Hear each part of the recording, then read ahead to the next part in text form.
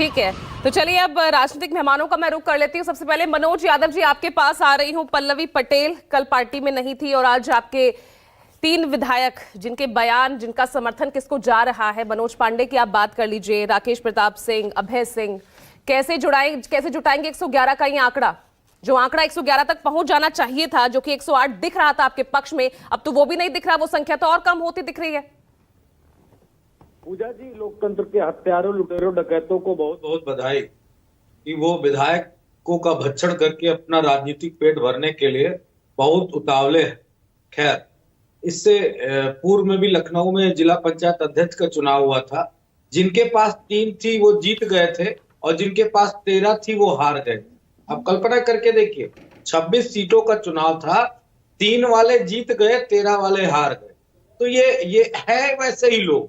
इनको लोकतंत्र की हत्या करना, विधायकों को खरीदना, पैसा भी बहुत है ना, क्योंकि भ्रष्टाचार इतना कर लिया, जनता का पैसा इतना लूट लिया कि एक एक विधायक को 5-5 करोड़ रुपए दे देंगे, 5-5 करोड़ रुपए दे देंगे भाई। और मनोज पांडे जी को तो विशेष बधाई, इस्तीफा दे दिया। लायक भी नहीं थे वो कि वो अखिलेश यादव जी के पीछे बैठ के मुख्य सचेतक पद पे काम करे, क्योंकि हमारे नेता की भी बातें उनको अच्छी नहीं लगती। पता नहीं क्या दिक्कत थी। खैर, जो गया उसको बहुत मुबारकबाद, क्योंकि जब से आदरणीय राष्ट्रपति जी ने पीडीए की बात करी, तब से लोगों को मैंने महसूस किया बड़ा दर्द हो रहा, बड़ी तकलीफ है। क्योंकि ना तो वो पिछड़े का वोट तो लेंगे, दलितों का वोट तो लेंगे, लेकिन उनके हक की बात करने वालों को बिल्कुल बर्दाश्त। आपके इस पीडीए वाले बयान को लेकर तो पल्लवी पटेल वो कल बैठक में नहीं आती है, लगातार वो नाराज होती नजर आती है। जो आपके विधायक ही आपके इस फॉर्मूले से संतुष्ट नहीं दिख रहे, वो कह रहे कि नहीं हो रहा है ऐसा कुछ भी। पल्लवी पटेल जी हमारी पार्टी से विधायक है, उनका भी अपना एक दल है, वो विधायक जरूर है, उनकी अपनी मर्जी हो सकती है, उसके लिए समाजवादी पार्टी बाध्य नहीं करेगी। और फिर हमारे यहाँ कोई ईडी पुलिस तो है नहीं भाई, अगर होती तो हम बताते। ये तो चारों पैरों से चल के आते तमाम सारे विधायक, चारों पैरों से, 2 पैर की बात नहीं कर रहा हूं मैं।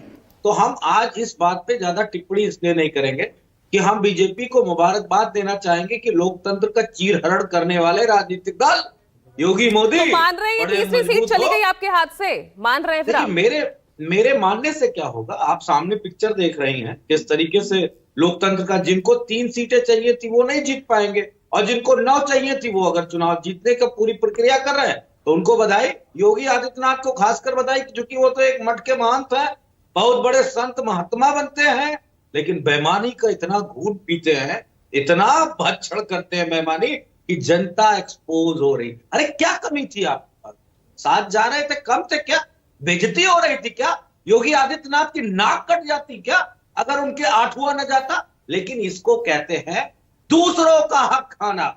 बीजेपी, मनोज जी, अपने विधायक आप एकजुट रख नहीं पाते हैं, ठीकरा दूसरे पे फोड़ते हैं। कमी तो कहीं रही होगी ना पार्टी के अंदर ही कहीं, कि वो अपने विधायकों को नहीं रख पाई साथ। पूजा जी, ये सवाल आप पूछ रही है बेहतर सवाल नहीं है। आपकी पत्रकारिता में दम तब होगा जब आप पूछो वाई बीजेपी हार्ड शेडिंग क्यों कर रही है। ये सवाल हमसे मत पूछिए, हम तो विपक्ष है। हमारी आवाज में आवाज बनने की अगर कुवत है तो बनिए, नहीं है तो मत बनिए, लेकिन हमसे सवाल पूछने का कोई नैतिक अधिकार ना आपके पास है ना आपके चैनल के पास। आप पूछिए कि ये खरीद फरोख्त क्यों, दूसरे दलों के विधायकों को क्यों तोड़ा जा रहा है? अरे इस्तीफा देके जाओ ना जिसको जाना है। चुनाव के वक्त क्यों, खरीद फरोख्त के वक्त क्यों, जब विधायकों को वोट डालना है? सवाल इस बात का है। हमें नहीं कोई दिक्कत है, जिसको जाना है जाए, जिसको आना है। क्रॉस वोटिंग, हॉर्स ट्रेडिंग, इसका तो इतिहास बहुत पुराना है ना। अब इतिहास में जाएंगे तो आज की चर्चा में मानी हो जाएगी। एक मिनट, तब पूजा जी बीजेपी ने कुछ डिफरेंट थोड़ी नहीं किया इस देश में। वो तो शुचिता की बात करती तो उससे आप निश्चिंत रहिए, वो सवाल मैं उनसे पूछूंगी। बात करती थी।